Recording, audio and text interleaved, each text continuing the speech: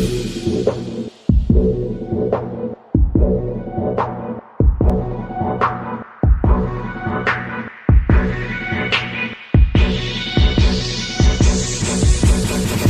your character.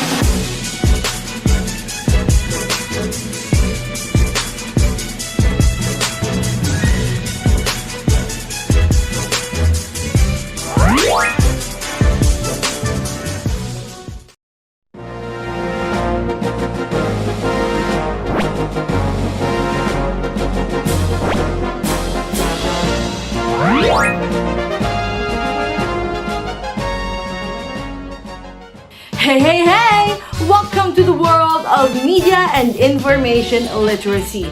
I am Chief Kylie, and I have recruited you to join our mission, an emergency mission here to help humanity understand the relationship between society and media. In this dimension, it is time for you to develop your level of literacy in terms of information and the media, and its manipulation.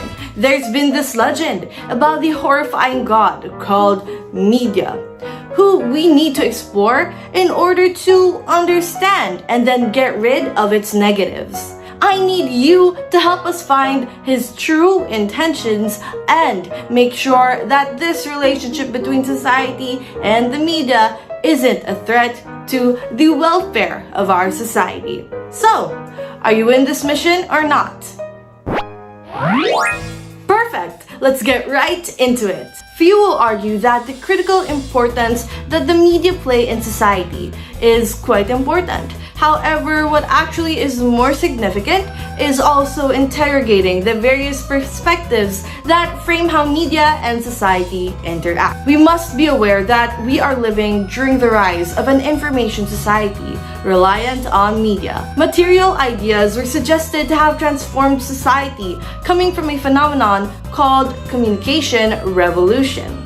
This is characterized as the advent and influx of new communication technologies. This term, information society, emerged in 1960s Japan and was allied to the notion of information economy, characterized by the emergence of a thinking class and the rising number and significance of information-based work. We are basically globally connected as an information society. That is why media's power has become so powerful that they surface the whole globe.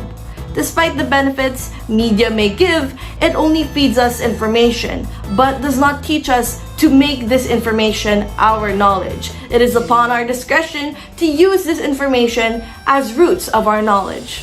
We need to build knowledge societies rather than information societies, putting effort into using what we discovered as wisdom and not memorization. It is a similar case to Thomas, claiming that writing only evokes information but not wisdom.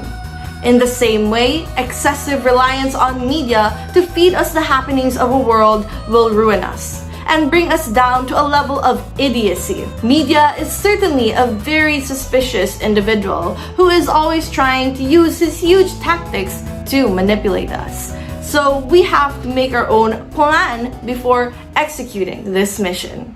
Hi, I'm Dr. Muna, and I excel gently in the field of sociology. I was tasked by Chief Kylie to guide you through the draft of our plan. The media is seen as a powerful agent in establishing social control in societies characterized by the dominance of industries, growing urban centers, alienation of citizens from the social institution, and lack of strong citizen organization. You will need two approaches in order to understand the relationship of society and the media. The first approach is mass society approach, which holistically views society under the control of higher structures and institutions. Mass society theory argues that with industrialization and subsequent social changes, people have become isolated and alienated. The rapid urbanization and social changes in capitalist industrialist society establishes the essence of toxic individualization that makes the members of society impersonal, isolated, and less expressive. It is said that in individualism, people see relationships as mere economic transactions due to the underlying side effects of improving industrialist capitalism. Mass society theory suggests that mass media undermines the social order and human beings are vulnerable, if not entirely defenseless, to its power. This supported is the idea that the media was able to segregate society into groups, such as groups in gender, class, and more. Using the mass society approach as our perspective in attacking media, we will be able to see how powerful the influence media has on society and how it affects every single individual that disassociates from pluralism. The second approach is the Marxist approach.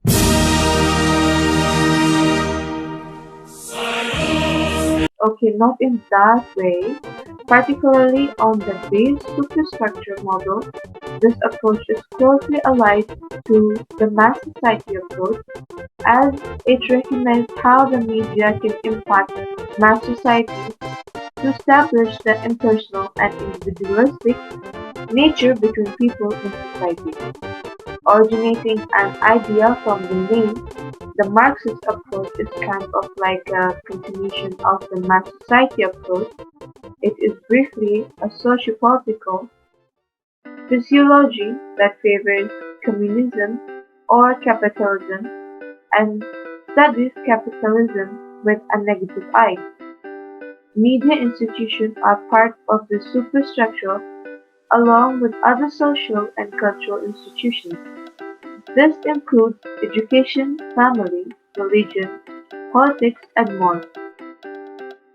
The base is then made up of societal production, including economic, institutions, and relationships. The superstructure maintains the base as the base-shaped superstructure. This model elaborates how media ownership in our society is controlled by the few who are also in control of other more important industries, thus the mark of the Marxist approach and the base superstructure model. Louis Althusser resembled the superstructure as the combined ideological state apparatuses and repressive state apparatuses. The repressive state apparatuses elaborates on the more capitalist side where elite classes intervene in situations to shift them to their favor through violence or coercive methods with the lower classes. The ideological state apparatuses is the shift of method that Althusser desires, where we use the base superstructure model to intervene in the situations where we don't need to exploit power. We could say that the oppressive state apparatuses would be Mario Super Smash Bros., while the ideological state apparatuses would be Mario Kart. Both are from the same virtual realities of Mario and the Segaverse, but battles are handled differently.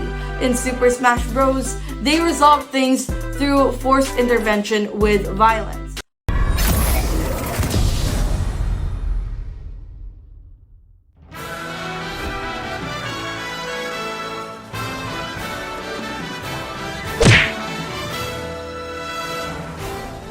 While Mario Kart uses the concept of a race as an alternative resolution.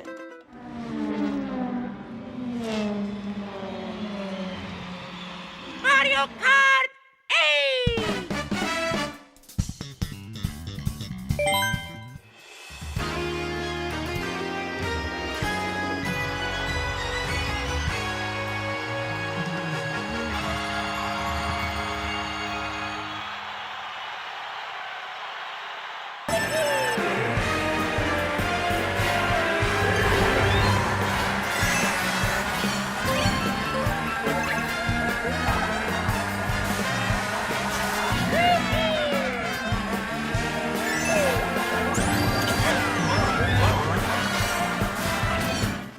Life, it is surely not this simple.